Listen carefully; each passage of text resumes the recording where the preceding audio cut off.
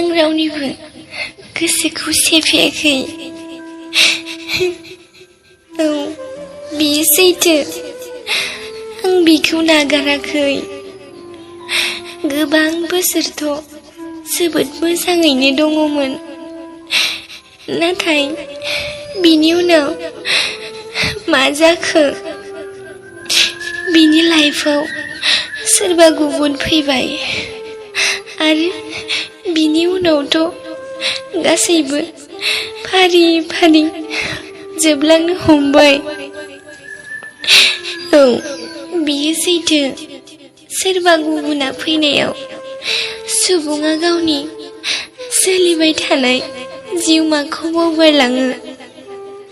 जाय सोमोन्दोआव मोजां मोननाय गैया, बै सोमोन्दोआ जेब्लायबो गोमालांखायो।